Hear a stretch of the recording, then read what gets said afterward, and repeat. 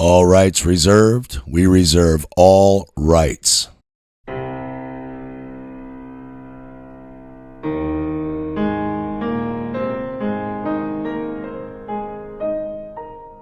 Houston, you're going to want to stick around for the ending finale of this film because you definitely have a major problem now.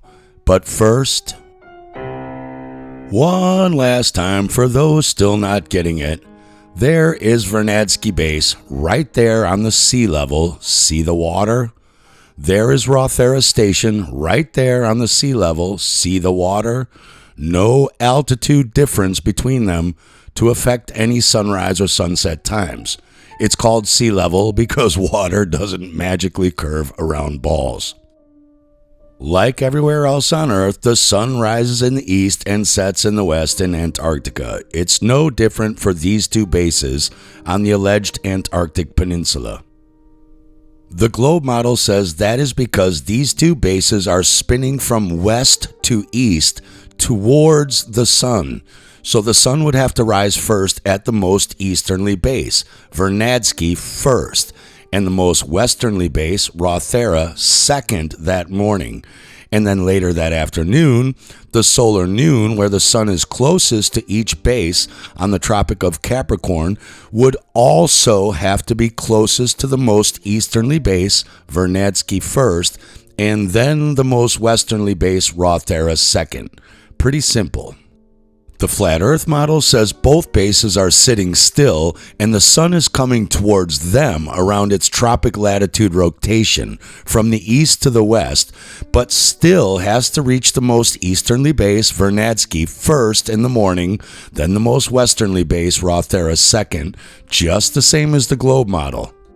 Equally later that day, it's solar noon, not the preceding light that lights up the morning, but where the actual white-yellow visual ball of light in the sky, we call the sun, also has to reach Vernadsky to the east first, before it reaches Rothera to the west. Just like the sun or morning dawn cannot rise in Los Angeles or Chicago in the morning before it rises in New York City, and Los Angeles and Chicago cannot and do not have their solar noon before New York City. Pretty simple. And since I've never been to either base, you've never been to either base, and Jaron definitely has never been to either base, we have to just blindly take the word of the software I debunked in the last film. So we're all on the same page. Here's how to read a latitude and longitude map. On a globe model, any location north of that blue equator line will start getting higher and higher numbers from 0 to 90 and be called north latitude, like here. Any location south of that blue equator line will start getting higher and higher from 0 to 90, but be called south latitude, like here. Anything east of that red line, called the Greenwich Meridian Line, will go from 0 to higher and will be called east longitude, like here. Anything west of that red line will obviously go from 0 to higher and be called west longitude, like here. On the flat Earth map, anything outside of the red equator circle is south latitude, still going from 0 at the red circle to 90 at the outer edge of the ice wall. Anything inside the red circle is north latitude. Anything on top of the yellow Greenwich Meridian Line is east latitude. Anything on the bottom is west latitude. The Americas are in the west. Asia, Russia, Australia, etc. are in the east. Pretty simple. Again, 30 west, 45 west, 60 west, etc. That means 64 degrees west longitude is still 4 degrees more east than 68 degrees west longitude, which we're told Vernadsky is 64.15 degrees west longitude, which is 4 degrees east of Rothera's 68.07. And the closer you get to the outer ice wall or alleged South Pole, the south latitude numbers go up from 0 to 90. So Vernadsky's 65.14 south latitude is 2 degrees more north of Rothera's 67.33 south latitude. Remember, they're both on sea level. Remember, the sun always rises and travels from east to west on both models, so no different than New York City to Chicago or Los Angeles. The sun must rise first at Vernadsky in the morning before Rothera to its west, and solar noon must also appear first at Vernadsky before Rothera. And yet, as I pointed out in the film, every single day the impossible is being claimed, that the sun rises in the west in Rothera, marked yellow first, from 55 minutes to an hour and 15 minutes before Vernadsky in the east, marked purple, but then somehow magically turns around, doubles back, and gets closest to Vernadsky at solar noon, 16 minutes before Rothera, just as it should.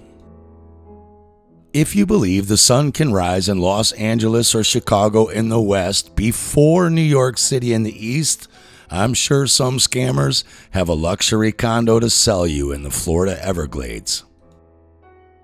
And it's not some trivial one-off clerical error. It is consistently claimed happening all year, including the month of November, when they claim Rothera suddenly starts getting 24-hour sun periods on the 28th, while Vernadsky doesn't. Hit pause and see for yourself. And also in January, when they claim Rothera finally doesn't get a 24-hour sun. Remember, Vernadsky never claims a 24-hour sun period. Even when we look at Rothera base on timeanddate.com as a cross-reference to dateandtime.info, November 27, 2024, and all dates in November preceding its alleged 24-hour sun, it has the sunrise at 2:04 a.m., which for starters should not be a half hour later in inaccuracy than dateandtime.info's 1:34 a.m. sunrise. But we have the same problem. Rothera is west of Vernadsky, not east. So the sun cannot rise in the west at Rothera 45 minutes before Vernadsky's to its east, or an hour and 17 minutes before, depending on whose data you choose to believe.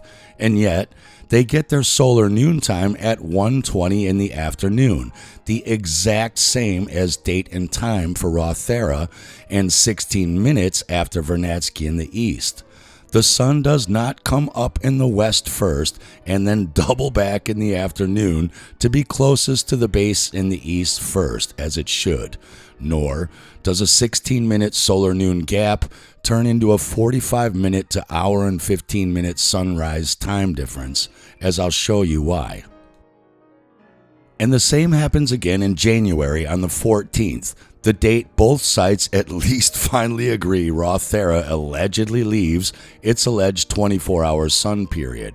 Timeanddate.com alleges a 2:23 a.m. sunrise for Rothera, now only late by 13 minutes from dateandtime.info's 2:10 a.m. sunrise, when it was 30 minutes late after November 27th, but again, Rothera is west of Vernadsky, so the sun cannot rise at Rothera at 2:23 a.m. and then 52 minutes later at Vernadsky in the east. Impossible.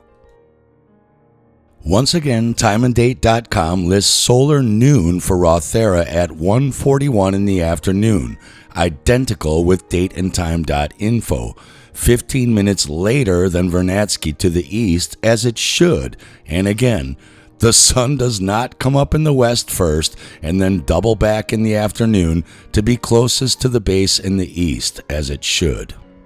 Remember, they're both at sea level on the water, so the tards claiming Rothera is magically getting a sunrise an hour and 15 minutes first in the west is because it's sitting atop some Mount Everest altitude, allegedly, while Vernadsky is down in some mountainous valley, and that's ridiculously wrong.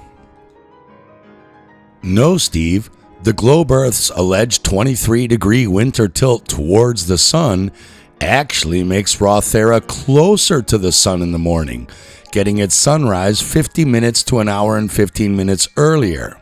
Yeah?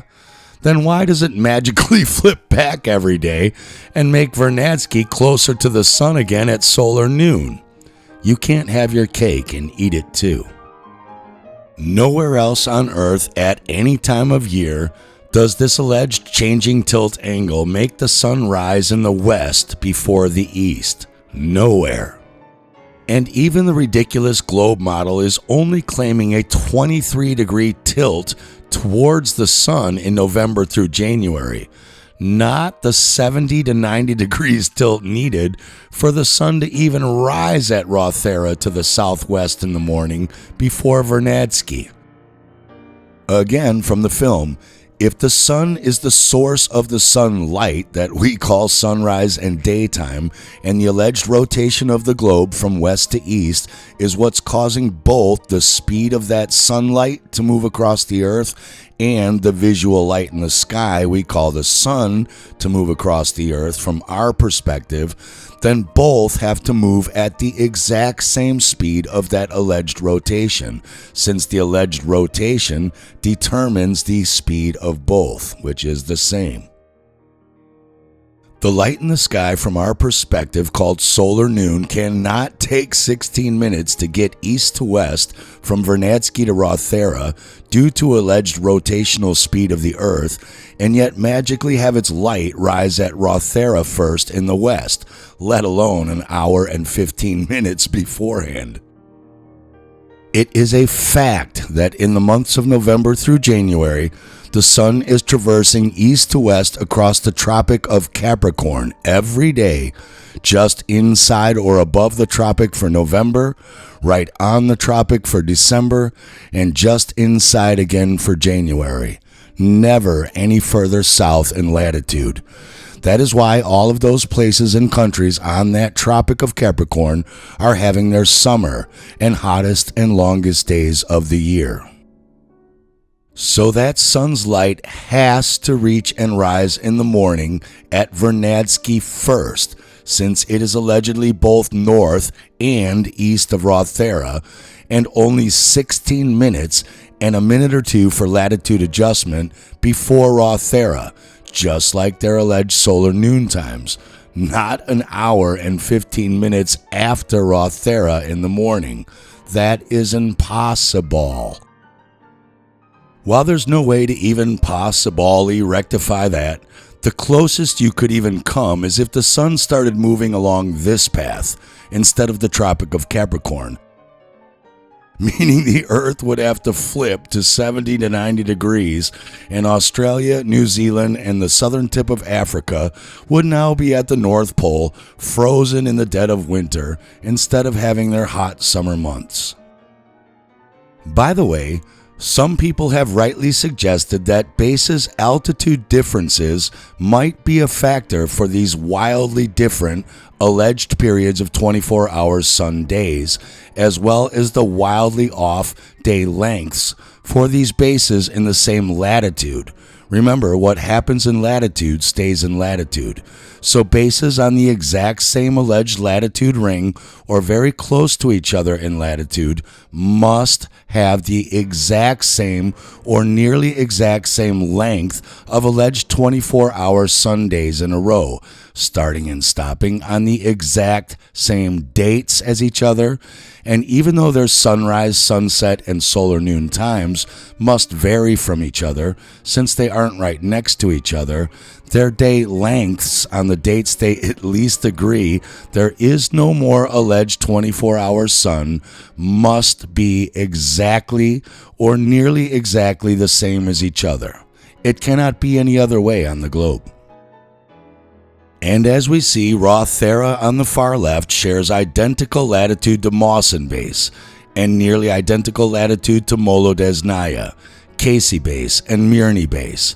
And as you can see, there is barely zero altitude difference between them other than 100 measly feet, as they are all on the coast and at sea level together. See for yourself, pun intended. Rothera, Mawson, Molodesnaya, Casey, and Myres up on a 100-foot ice shelf, give or take. So sea level is sea level, aka zero level elevation, aka there's no friggin' altitude difference between them. And since there's also 0 to only 36 miles maximum latitude difference between them all, and what happens in latitude must exactly match everywhere else on that same latitude, there's no friggin' way their alleged dates of 24-hour sun could start November 28th or 29th or 30th at 1. Nobody can even agree.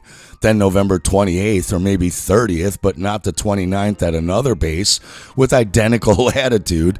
Then November 29th at a base even farther north latitude that can't possibly start a day before two bases further south latitude on November 30th.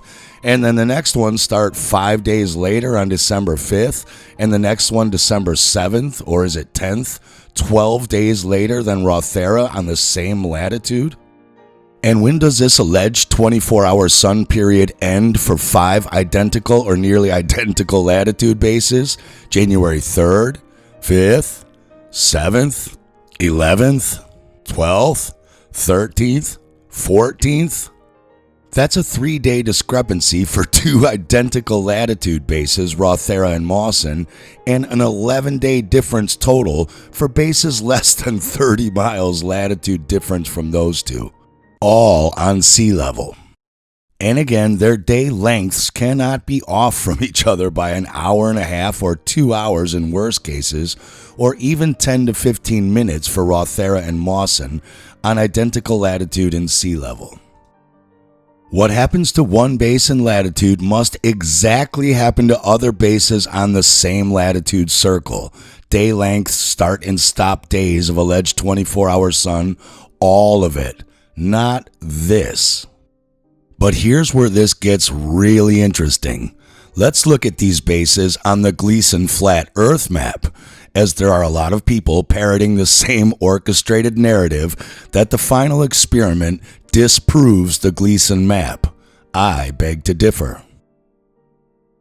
Just to show you how to read this map, the red circle is the equator, and you can see the south latitude rings go out in 15-degree increments, with roughly 7.5 degrees marking each midway between 15, 30, 45, 60, 75, halfway between that being roughly 67 to 67.5 degrees south latitude, where the coast of the ice wall mostly is in this part. That number might look familiar to you. Then here in yellow is the Greenwich Meridian line, so east longitudes start here on the right at 0 and go up and around the top to the left opposite. And west longitudes also start here on the right at the same spot and go down and around the bottom to the left and end the same. And you can read them here on the edge. They're also mapped in 15-degree increments, so 0 is here, 15 degrees east is upward, etc., 15 west is downward, and around they each go. The time zones are also there, GMT or Greenwich Mean Time plus 1 hour, etc. east and up and around, or GMT minus 1 hour, etc. west or down and around.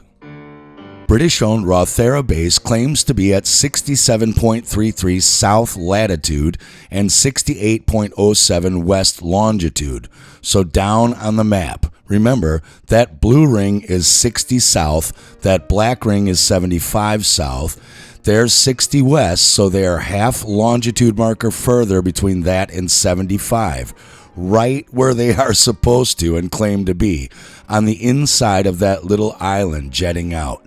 So, the Gleason AE map is inaccurate? And here's the first major red flag.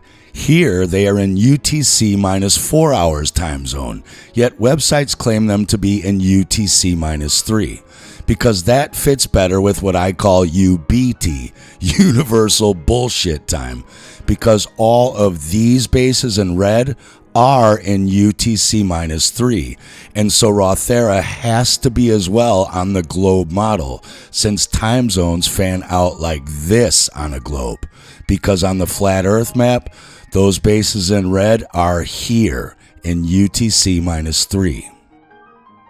More interesting is that British-owned Rothera, or is that Rothschild era, was a rehab of their previously owned Adelaide station, which they built in 1961.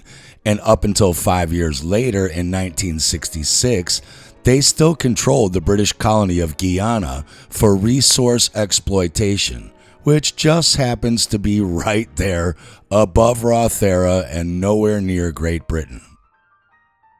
Rothera's identical latitude twin, Australia's Mawson base, we are told is over here across the alleged Antarctic continent on the coast. It is said to be at 67.36 south and this time 62.53 east longitude and in UTC plus 5 time zone.